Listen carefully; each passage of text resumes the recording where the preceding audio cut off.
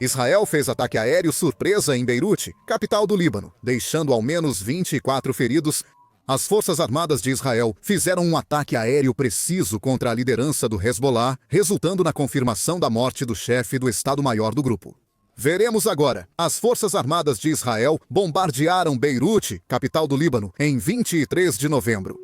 Apesar de Israel já ter bombardeado o Líbano antes, é a primeira vez desde junho de 2025 que ataca Beirute, a capital. Segundo a Reuters, ao menos 5 morreram e 28 ficaram feridos e hospitalizados após o bombardeio. O bombardeio provocou uma grande explosão em uma estrada principal de Al-Kharij, sul de Beirute. Moradores saíram de apartamentos e prédios temendo novos ataques. Como você pode ver na tela, é possível perceber a grande escala do bombardeio que ocorreu. Com informações da agência France Press e do Times of Israel, o gabinete do primeiro-ministro de Israel disse que Netanyahu ordenou ataque ao chefe do Estado-Maior do Hezbollah. O gabinete do primeiro-ministro de Israel afirmou ter feito um ataque aéreo contra o chefe do Estado-Maior do Hezbollah, responsável pela reconstrução e rearmamento do grupo em Beirute. O gabinete do primeiro-ministro afirmou que Netanyahu ordenou o ataque com autorização do ministro da Defesa Katz e do chefe do Estado-Maior Eyal Zamir. Disseram que Haitham Ali Tabatabai foi citado como alvo do ataque aéreo e é visto como o número 2 do Hezbollah. Segundo o Jerusalem Post, Ali Tabatabai morreu em um ataque aéreo israelense. Designado como terrorista pelos Estados Unidos da América em 2016, ele comandou forças especiais do Hezbollah na Síria, Iêmen e outros locais. Os Estados Unidos chegaram a oferecer uma recompensa de 7,4 bilhões de won para capturar Ali Tabatabai, mostrando que ele era um líder militar fundamental. Esse indivíduo foi alvo do ataque aéreo. O premier Netanyahu adota postura firme. O primeiro-ministro Netanyahu, durante a reunião do gabinete neste dia, comentou sobre o aumento dos ataques contra o Líbano, dizendo que está continuando os ataques contra o Hezbollah em várias frentes. Ele afirmou que tomará todas as medidas necessárias para impedir que o Hezbollah reconstrua suas capacidades perigosas contra nós, deixando aberta a possibilidade de novos ataques aéreos. Houve relatos de que Israel realizou esse ataque aéreo sem consultar previamente os Estados Unidos. Segundo a Axios, Israel não avisou os Estados Unidos da América antes de atacar Beirute, no Líbano. Afirmam que o governo Trump soube apenas após o ataque. O motivo direto para Israel atacar o Líbano desta vez foi a recusa do Hezbollah em se desarmar. O Hezbollah rejeitou a principal cláusula do cessar-fogo anterior: retirar as forças armadas do sul e todas as armas pesadas. O Líbano inseriu no acordo de cessar-fogo uma cláusula que só permite ao exército libanês ter forças armadas, exigindo na prática o desarmamento do Hezbollah. O governo libanês usou essa cláusula para exigir a redução das armas do Hezbollah e tentou operações contra depósitos de armas e grupos armados, enviando o exército às fronteiras norte e sul. Porém, não houve resultados concretos, e as fronteiras norte e sul seguem sob controle do Hezbollah. Essa situação não se deve à falta de vontade do governo libanês, mas sim ao enorme poder político e militar que o Hezbollah construiu internamente. O Hezbollah tem influência em todos os setores, como o gabinete parlamentar, inteligência, segurança e redes civis de comunicação. Nessa estrutura, o governo diz que desarmará o Hezbollah. Significa que está disposto a enfrentar mais um conflito interno. É por isso que o Líbano adota uma postura tão passiva. Israel e os Estados Unidos da América conhecem a situação interna do Líbano e, por isso, aumentaram a pressão. Os Estados Unidos da América consideram o Hezbollah um proxy do Irã e defendem seu desarmamento como prioridade. Israel também diz que o grupo deve ser desarmado para estabilizar a fronteira. No entanto, o Hezbollah não aceitou essas exigências da comunidade internacional. Eles alegaram que seu armamento é uma força de resistência para proteger o Líbano e afirmaram que o acordo de Taif não contém nenhuma cláusula sobre o desarmamento. O texto revisado afirmava que as forças armadas legítimas do Líbano são apenas o exército libanês, não reconhecendo o armamento do Hezbollah. Ainda assim, o Hezbollah distorceu intencionalmente essa parte do acordo conforme seus interesses. A comunidade internacional vê isso como distorção e a atitude do Hezbollah elevou as tensões. Israel decidiu retomar os ataques aéreos, antes apenas preparados. O ataque a Beirute foi uma resposta direta de Israel à recusa do Hezbollah e ao seu fortalecimento militar. Não apenas um aviso ou pressão. Eles concluíram que só pressão diplomática não muda mais a situação das forças que descumprem acordos. No final das contas, pode-se dizer que esta ação militar de Israel foi uma medida escolhida após o colapso da dissuasão desde o acordo de cessar-fogo e a revelação de que o Líbano tem dificuldades internas para controlar o Hezbollah. O Hezbollah está cada vez mais enfraquecido. Israel realiza ataques aéreos há mais de 2 anos contra líderes do Hezbollah. Devido a isso, Hassan Nasrallah, ex-líder do grupo, e vários altos comandantes militares já morreram. Até Ali Tabatabai, líder da reconstrução do Hezbollah, foi atingido por ataque aéreo. Assim, a liderança do Hezbollah foi quase aniquilada, dificultando sua recuperação.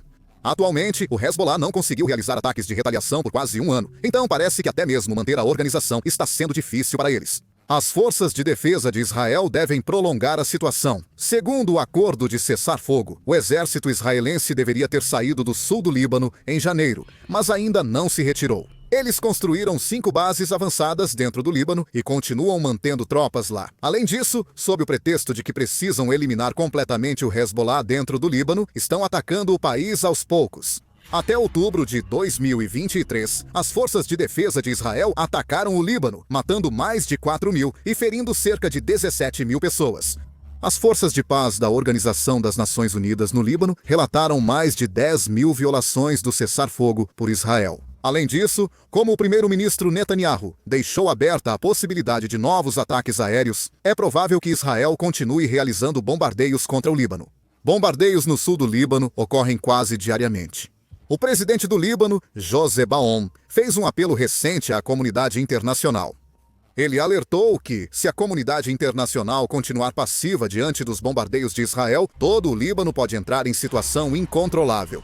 Ele destacou que a comunidade internacional deve assumir suas responsabilidades e agir concretamente para proteger o Líbano. A expressão do presidente Aoun transmitiu um senso de urgência e foi uma exigência contundente que ultrapassou a retórica diplomática ou as expressões convencionais. No Líbano, considerou-se que esta declaração teve impacto inédito. Apesar dos crescentes danos aos civis, a comunidade internacional permanece silenciosa e tende a tratar a situação como um problema interno do Líbano. Especialmente porque até mesmo a Organização das Nações Unidas e os principais países europeus continuam apenas repetindo opiniões teóricas, sem tomar medidas concretas. A raiva e a decepção estão crescendo dentro do Líbano. Nesse cenário, Estados Unidos da América e Israel intensificam a pressão sobre o governo libanês. Eles citam o Hezbollah para justificar os ataques aéreos e exigem que o governo libanês desarme o grupo. Para o Líbano, é impossível não sentir que os Estados Unidos e Israel estão tentando decidir unilateralmente o eixo central da segurança nacional do país. Essa pressão vai além da diplomacia, forçando escolhas políticas e militares, enquanto a inércia internacional isola ainda mais o Líbano. Na verdade, para resolver os problemas internos do Líbano, seria necessário reformar todo o país. A complexidade da política interna do Líbano é uma parte fundamental para entender essa situação. O Líbano é um país cuja própria estrutura constitucional foi criada com base na distribuição de poder entre as seitas. Então, não é um sistema em que uma única seita pode tomar decisões de forma unilateral. O presidente é maronita, o primeiro-ministro sunita, o presidente do parlamento xiita e os principais cargos militares e de inteligência são divididos entre as seitas. A lei não diz isso explicitamente, mas exige implicitamente que seja assim.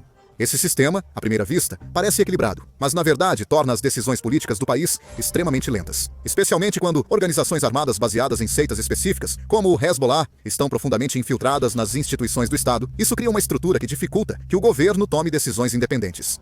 O Hezbollah é profundamente enraizado na sociedade xiita.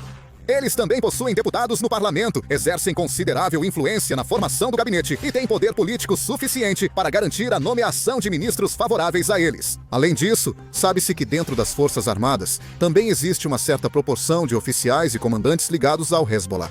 Oficialmente, todos pertencem às Forças Armadas do Líbano. Mas há análises que apontam que, na prática, os interesses do Hezbollah frequentemente influenciam as decisões tomadas no campo. Avaliações indicam que o serviço de inteligência do Hezbollah é tão grande quanto o do governo. O Hezbollah opera sua própria rede e coleta informações mais rapidamente e com mais detalhes que as Forças Armadas do Líbano perto da fronteira. Nessa estrutura, caso o governo tente conter ou forçar o desarmamento do Hezbollah, há uma grande possibilidade de que conflitos internos explodam imediatamente. Políticos temem ruptura entre seitas e militares, receiam divisão do exército por conflitos internos. Na verdade, no passado, o governo do Líbano tentou enfraquecer a capacidade armada do Hezbollah, e em 2008 parte da capital, Beirute, foi rapidamente tomada pelo Hezbollah. Naquele período, o Hezbollah tomou pontos estratégicos da cidade em poucas horas, forçando o governo a recuar. Essa experiência deixou um trauma profundo em toda a classe política libanesa. Por isso, é muito improvável que o governo confronte diretamente o armamento do Hezbollah. A força militar do Hezbollah é considerada até mais disciplinada e mais bem armada do que o próprio exército libanês. O Hezbollah tem armas que o exército libanês não possui, como lançadores de foguetes, drones e mísseis de curto alcance na fronteira. Nesse cenário, o governo libanês tentar desarmar o Hezbollah pode ser visto como aceitar o risco de nova guerra interna. Devido à estrutura política sectária e influência do Hezbollah, decisões do governo libanês têm forte peso político e militar. Por isso, o Líbano hesita em lidar com o Hezbollah agora. De qualquer forma, a questão do Hezbollah não será resolvida facilmente. O que vocês acham da situação atual entre o Hezbollah e Israel? Por favor, deixem seus comentários. Por hoje é isso, muito obrigado por assistirem ao vídeo.